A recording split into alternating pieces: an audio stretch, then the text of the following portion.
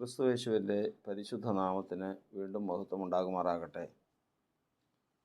നമ്മൾ 1 തെസ്സലോനിക്ക ലേഖനം 4-ാം അധ്യായത്തിൻ്റെ 3-4 വാക്യങ്ങൾ അടിസ്ഥാനമാക്കിക്കൊണ്ട് ചിന്തിക്കുന്ന ചിന്തകളുടെ ഭാഗങ്ങളാണ് കഴിഞ്ഞ പാഠങ്ങളിൽ പഠിച്ചുകൊണ്ടിരുന്നത്. അതിലെഴുതിയിരിക്കുന്നത് ഇപ്രകാരമാണ്: ദൈവത്തിന് ഇഷ്ടമോ നിങ്ങളുടെ ശുദ്ധീകരണമാണ്. വിശുദ്ധീകരണത്തിലും മാനത്തിലും ഓരോരുത്തരും താന്താൻ്റെ പാത്രത്തെ നേടിക്കൊള്ളട്ടെ. ശത്രു ഉപയോഗിക്കുന്ന പാത്രമാകാതെ, അല്ലെങ്കിൽ മലിനപാത്രമാകാതെ, ദൈവം ഉപയോഗിക്കുന്ന ശ്രേഷ്ഠപാത്രമായി തീരുവാൻ തക്കവണ്ണം, മാന്യപാത്രമായി തീരുവാൻ തക്കവണ്ണം ദൈവം തൻ്റെ ജനത്തെ ശുദ്ധീകരണത്തിന് വേണ്ടി ആഗ്രഹിച്ചുകൊണ്ട് ആത്മാവിനാൽ നടത്തപ്പെട്ടുകൊണ്ടിരിക്കുന്ന പ്രവർത്തനമാണ് ദൈവത്തിൻ്റെ സഭയിലുള്ളത്. ഇന്ന് നാം ചിന്തിക്കുന്നത് മുഷിഞ്ഞിരിക്കുന്നവനെ ശത്രു ഉപയോഗിക്കുന്ന വിധവും അവൻ്റെ അവസാനവും കഴിഞ്ഞ വീഡിയോയിൽ നമ്മൾ ചിന്തിച്ചു. ശിമെയിക്ക് സംഭവിച്ചത് എന്താണെന്നുള്ളത് കണ്ടു. ഇന്ന് നമുക്ക് കർത്താവിൻ്റെ വചനത്തിൽ മുഷിവിനുള്ള കാരണം ചിന്തിക്കാം. മുഷിവിനുള്ള അടുത്ത കാരണമാണ് പ്രതികാരം. മനുഷ്യൻ പ്രതികാരം ചെയ്യരുതെന്ന് ദൈവം ന്യായപ്രമാണത്തിൽ കൊടുത്തിരിക്കുന്ന ഉപദേശമാണ്, കൽപ്പനയാണ്. അതിൻ്റെ കാരണം, ദൈവവും മനുഷ്യനുമായിട്ടുള്ള ഉടമ്പടി ചെയ്ത് ഈ യാത്ര തുടങ്ങിയാൽ രണ്ടുപേരും ചെയ്യേണ്ട കാര്യങ്ങളുണ്ട്. രണ്ടുപേര് ഒത്ത് നമ്മൾ ആമോസിൻ്റെ പ്രവചനത്തിൽ വായിക്കുന്നത്, 2 പേർ ഒത്തിട്ടല്ലാതെ ഒരു വഴിക്ക് പോകാൻ കഴിയുമോ? അപ്പോൾ ഒരു വഴിക്ക് പോകണമെങ്കിൽ ആദ്യം 2 പേര് ഒക്കണം. 2 പേര് കൂടിയാണ് പോകണമെങ്കിൽ 2 പേര് കൂടി ഒക്കണം. നീ ഒരു കാര്യം ചെയ്യണം, പോകുന്ന വഴിക്ക് സാമ്പത്തിക ചെലവുകൾക്കെല്ലാം നീ കയ്യിൽ നിന്ന് പൈസ കൊടുത്തു കൊള്ളണം. ഞാൻ വാഹനം ഓടിക്കുകയും അതിൻ്റെ ക്രമീകരണങ്ങൾ ചെയ്യുകയും ചെയ്തുകൊള്ളാം. ഇങ്ങനെ ഏത് കാര്യങ്ങൾക്കും യാത്ര പുറപ്പെടുമ്പോൾ 2 പേര് കൂടി ഒത്തിട്ട് മാത്രമേ യാത്ര തുടങ്ങാൻ സാധിക്കൂ. ദീർഘയാത്രയാകുമ്പോൾ പ്രത്യേകം. ഇതുപോലെയാണ് ഒരു വഴിപോക്കരാണ് വിശ്വാസികൾ. നാം എല്ലാവരും വഴിപോക്കരാണ്. എങ്ങോട്ടുള്ള യാത്ര? സിയോനിലേക്കുള്ള യാത്ര. എവിടെ നിന്ന്? ഭൂമിയിൽ നിന്ന്. ഈ യാത്രയിൽ നമ്മോടുകൂടെ ഒരുമിച്ച് ഉടമ്പടി ചെയ്ത് തമ്മിലുള്ള ബന്ധത്തോടു കൂടി യാത്ര ചെയ്യാൻ ഉള്ളത് കർത്താവാണ്. അപ്പോൾ കർത്താവുമായിട്ട് ഒരുമിച്ചാണ് ഈ യാത്ര എന്നർത്ഥം. കർത്താവിനെ കൂടാതെ ഈ യാത്ര പൂർത്തിയാക്കാനോ സ്വർഗീയ സിയോനിലെത്തുവാനോ ഒരു മനുഷ്യർക്കും സാധിക്കുകയില്ല. അങ്ങനെ കർത്താവുമായിട്ടുള്ള ബന്ധത്തിൽ യാത്ര തുടങ്ങുമ്പോൾ തുടക്കത്തിൽ തന്നെ മനുഷ്യൻ ചെയ്യേണ്ട കാര്യങ്ങളും നാം ചെയ്യേണ്ട കാര്യങ്ങളും കർത്താവ് ചെയ്യേണ്ട കാര്യങ്ങളും അത് തമ്മിൽ ഒരു ധാരണയിൽ വരണം. ഇല്ല എങ്കിൽ പോകുന്ന വഴിക്ക് അവിടെ എത്തിയതിന് ശേഷം എല്ലാം ആകെ പ്രശ്നങ്ങളായിത്തീരും. അങ്ങനെ ആയിത്തീരുന്നതാണ് കർത്താവ് പറഞ്ഞത്, എന്നോട് കർത്താവേ കർത്താവേ എന്ന് പറയുന്ന ഏവനുമല്ല, സ്വർഗസ്ഥനായ എൻ്റെ പിതാവിൻ്റെ ഇഷ്ടം ചെയ്യുന്നവനത്രേ ദൈവരാജ്യത്തിൽ പ്രവേശിക്കുന്നത്. കർത്താവിൻ്റെ സ്വർഗരാജ്യത്തിൽ പ്രവേശിക്കണമെങ്കിൽ കർത്താവേ കർത്താവേ എന്ന് വിളിച്ചാൽ പോരാ, ദൈവത്തിൻ്റെ ഇഷ്ടം ചെയ്യണമെന്നാണ് പറഞ്ഞതിനർത്ഥം. അത് കഴിഞ്ഞതിന് ശേഷം കർത്താവ് അപ്പോൾ തന്നെ അതിനോട് ചേർത്ത് പറഞ്ഞു, അന്ന് മനുഷ്യപുത്രൻ വന്ന് തനിക്കുള്ളവരെ എടുത്തതിന് ശേഷം വാതിലടച്ച് അതിന് ശേഷം അനേകർ വന്ന് വാതിൽ മുട്ടിത്തുടങ്ങും. വാതിൽ മുട്ടിത്തുടങ്ങിയതിന് ശേഷം ഇപ്രകാരം പറയും, കർത്താവ് ഞങ്ങൾക്കും കൂടി തുറക്കണമേ എന്ന് പറയും. അപ്പോൾ കർത്താവ് പറയും, നിങ്ങൾ എവിടെ നിന്നെന്ന് ഞങ്ങൾ അറിയുന്നില്ല എന്ന് പറയും. അപ്പോൾ നിങ്ങൾ പറയും, കർത്താവ് ഞങ്ങളെ അറിയുന്നില്ലെന്നോ? ഞങ്ങളെ തെരുക്കളിൽ നീ പഠിപ്പിച്ചില്ലേ? ഞങ്ങൾ നീ അവിടെ ഞങ്ങൾക്ക് 5 അപ്പം കൊണ്ട് 5000 പേരെ പോഷിപ്പിച്ച് മറന്നുപോയോ? എന്തെല്ലാം അത്ഭുതങ്ങൾ കർത്താവ് ചെയ്തു. ഞങ്ങൾ നിന്റെ ആത്മീയ ആത്മാവിനെ തന്ന് ഞങ്ങൾ അന്യഭാഷയിൽ സംസാരിച്ചു. എത്ര മരിച്ച പേരെ ഞങ്ങൾ ഉയർപ്പിച്ചു. ഇങ്ങനെ അനവധി കാര്യങ്ങൾ അന്ന് നിങ്ങൾ എന്നോട് പറയും. അപ്പോൾ അവരോട് തീർത്ത് പറയും, ശപിക്കപ്പെട്ടവരെ, നിങ്ങൾ എവിടെ നിന്നെന്ന് ഞാൻ അറിയുന്നില്ല എന്ന് തീർത്ത് പറയും.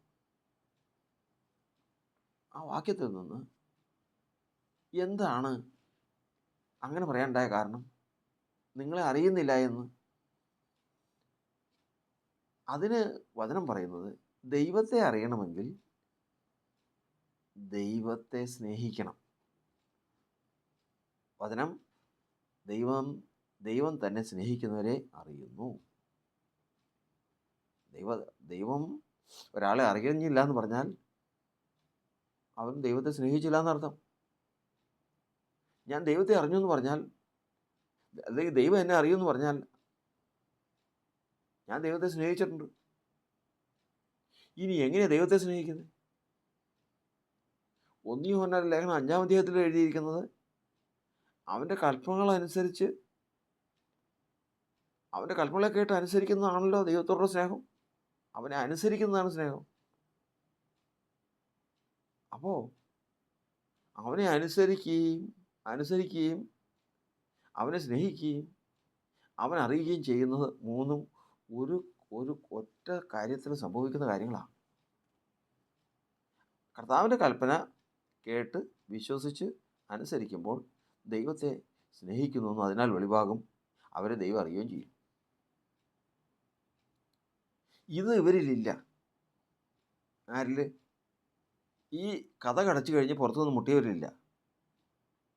അവർ പറഞ്ഞ ഓരോ കാര്യങ്ങളും ശ്രദ്ധിക്കണം. കർത്താവെ, ഞങ്ങളുടെ തെരുക്കളിൽ നീ പഠിപ്പിച്ചു.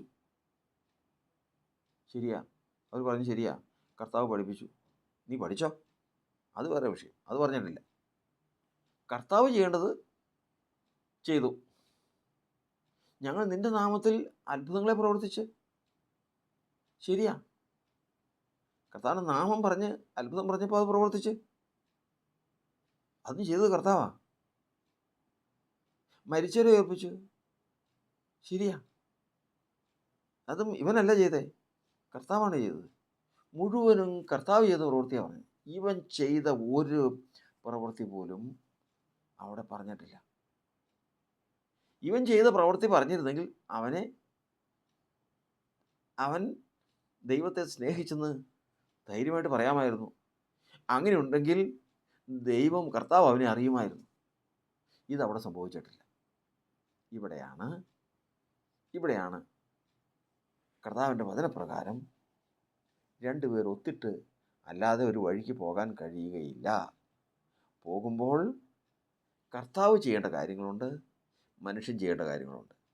ഇത് രണ്ടും താരതമ്യപ്പെടുത്തി കർത്താവ് ചെയ്യാനുള്ളത് കർത്താവ് ചെയ്യും. ഇത് കർത്താവ് ചെയ്തതാണുള്ളത് ചെയ്തില്ലല്ലോ എന്ന് പറയേണ്ട കാര്യമില്ല. ഞാൻ ചെയ്യാനുള്ളത് ചെയ്തോ എന്നുള്ളത് മാത്രം നോക്കിയാൽ മതി. കർത്താവ് ചെയ്യാനുള്ളത് കർത്താവ് ചെയ്തോളും. എനിക്ക് മാനസാന്തരം തരേണ്ടത് കർത്താവാണ്. എനിക്ക് വിശ്വാസത്തിൻ്റെ ആത്മാവിനെ തരേണ്ടത് കർത്താവാണ്. എനിക്ക് കൃപാവരങ്ങൾ തരേണ്ടത് കർത്താവാണ്. എനിക്ക് രക്ഷ തരേണ്ടത് കർത്താവാണ്. എൻ്റെ ഉള്ളിൽ ന്യായപ്രമാണം എഴുതി തരേണ്ടത് കർത്താവാണ്. പക്ഷേ വചനത്തിൽ ഉറ്റുനോക്കേണ്ടത് ഞാനാണ്. വചനം അനുസരിക്കേണ്ടത് ഞാനാണ്. വചനത്തിൻ്റെ മർമ്മങ്ങൾ ദൈവത്തിന് ചോദിച്ച് പ്രാപിച്ച് അതനുസരിച്ച് ജീവിക്കേണ്ടത് ഞാനാണ്. അങ്ങനെ ഇത് രണ്ടും തമ്മിൽ തെറ്റിപ്പോകുമ്പോഴാണ് ദൈവത്തിൻ്റെ ജനത്തിന് അബദ്ധം പറ്റി നാളെ കർത്താവ് അറിഞ്ഞിട്ടില്ല എന്ന് പറഞ്ഞ് തള്ളപ്പെട്ടു പോകുന്നത്. അതുകൊണ്ടാണ് ഇന്ന് വീണ്ടും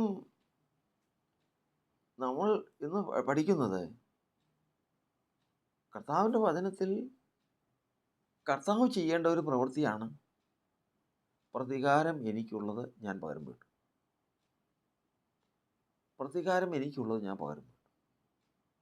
ഒരിക്കലും ഒരു മനുഷ്യനും സ്വന്തം കൈയാൽ പ്രതികാരം ചെയ്യാൻ പാടില്ല. പ്രതികാരം ആര് മനസ്സിൽ വയ്ക്കുന്നുവോ അവൻ മുഷിഞ്ഞവനാണ്. അവൻ ദൈവം ചെയ്യേണ്ട കാര്യം അവൻ എടുത്തവനാണ്. അവൻ സ്വയമായിട്ടെടുത്തതാണ്.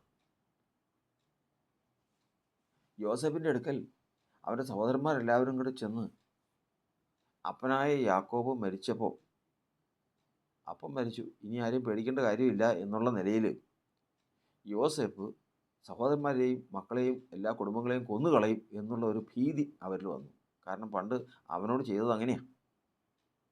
പൊട്ടക്കണ്ണിലിട്ടതും അവനെ പീഡിപ്പിച്ചതും അവനെ കൊല്ലാൻ ശ്രമിച്ചതും ഇവിടെ ഇശ്മായേല്യർക്ക് വിറ്റതും ഇങ്ങനെയുള്ള കാര്യങ്ങളെല്ലാം ചെയ്തത് ഓർമ്മയുണ്ട്. അവരെല്ലാവരും കൂടി ചെന്ന് യോസേഫിന് മുമ്പാകെ വീണു പറഞ്ഞു, അടിയങ്ങൾ നിൻ്റെ ദാസന്മാരാണ്, ഞങ്ങളുടെ ജീവിതത്തിൽ തെറ്റ് വന്നുപോയി, ഞങ്ങളോട് ക്ഷമിക്കണം, നിൻ്റെ ദാസന്മാരാണ് ഞങ്ങൾ ചെയ്തു പോയ അപരാധം, അതിന് പ്രതികാരം ചെയ്യരുത്. ഇത് കേട്ടപ്പോൾ യോസേഫ് കരഞ്ഞു. അവൻ ചോദിക്കുകയാണ്, സഹോദരന്മാരെ, നിങ്ങൾ ഇങ്ങനെ പറയുന്നത് എന്താ? ഞാൻ മുമ്പ് പറഞ്ഞതാണല്ലോ, നിങ്ങളല്ല എന്നെ ഇവിടെ അയച്ചത്, നിങ്ങളല്ല എന്നെ ഇവിടെ വിറ്റത്, എൻ്റെ ദൈവം എന്നെ ഇവിടെ അയച്ചതാണ് എന്ന് ഞാൻ പറഞ്ഞല്ലോ. ഇന്ന് നിങ്ങൾ ചെയ്തതിന് പ്രതികാരം ചോദിക്കാൻ ഞാൻ ദൈവത്തിൻ്റെ സ്ഥാനത്തിരിക്കുന്നുവോ? ഇത്രയും കാലമായി എൻ്റെ ദൈവം എന്നെ നടത്തി ഫറവോൻ്റെ അടുക്കൽ കൊണ്ടുവന്നതും സ്വപ്നവ്യാഖ്യാനം നടത്തിയതും ദേശത്തെ സംരക്ഷിച്ചതും നിങ്ങളിവിടെ കൊണ്ടുവന്നതും ഈ ജനത്തെ മുഴുവൻ പോറ്റിയതും ഇത്രയും കൊണ്ടുവന്നതുമെല്ലാം ദൈവത്തിൻ്റെ മുമ്പാകെ ഉണ്ടല്ലോ. ഞാൻ ഇന്നുവരെയും ദൈവം ചെയ്തേണ്ട ഒരു പ്രവൃത്തി ഞാൻ കയറി ചെയ്തിട്ടില്ല, ഞാൻ ദൈവത്തിൻ്റെ സ്ഥാനം എടുത്തിട്ടുമില്ല. അവൻ കരഞ്ഞു. കർത്താവിൻ്റെ സ്തോത്രം. ദൈവത്തിന് അവൻ പറഞ്ഞു, അവനിൽ മുഷിവില്ല, മുഷിഞ്ഞിട്ടില്ല, അവനിൽ യാതൊരു തരത്തിലുള്ള ദോഷവുമില്ല. ശത്രു ഇവനിൽ അശേഷം പ്രതികാരത്തിൻ്റെ ചിന്ത ഉണ്ടോയെന്ന് നോക്കി ശത്രു അപ്പുറത്ത് മാറി നോക്കി നിൽക്കുന്നുണ്ട്. എല്ലാവരും പൊയ്ക്കോ, നിങ്ങളെല്ലാവരും പൊയ്ക്കോ, ആ ദാസിയുടെ പുത്രന്മാരങ്ങ് മാറി നിൽക്ക്. സഹോദര യൂദ ചേട്ടാ പൊക്കോ, രൂപേൻ പൊക്കോ, ശിമയോൻ, ലേവി ഒക്കെ പൊക്കോ. ആ അപ്പൻ്റെ ദാസിയുടെ മക്കൾ അവിടെ നിൽക്കട്ടെ, അവരോട് ചില കാര്യങ്ങൾ കണക്ക് തീർക്കാനുണ്ട് എന്നൊരു പ്രതികാര മനസ്ഥിതി തൻ്റെ ഭുജത്തെ ആശ്രയിച്ച് ഇവൻ്റെ ഹൃദയത്തിൽ ഉണ്ടെങ്കിൽ സന്തോഷിച്ച് നിൽക്കുക അപ്പുറത്ത് സാത്താൻ. കാരണം യോസേഫിനെ കൊണ്ട് പല കാര്യങ്ങളും പ്രവർത്തിക്കാൻ അവൻ തയ്യാറാക്കിയ ഈ ബാല്യം മുതൽ ഇത്രയും കാര്യങ്ങൾ കൊണ്ടുവന്നത്. പക്ഷേ സാത്താന് കിട്ടില്ല. കാരണം യോസേഫ് പറയുകയാണ്, ഞാൻ ദൈവത്തിൻ്റെ സ്ഥാനത്ത് നിൽക്കില്ല, പ്രതികാരം ദൈവത്തിനുള്ളതാണ്, അവൻ പകരം വീട്ടും.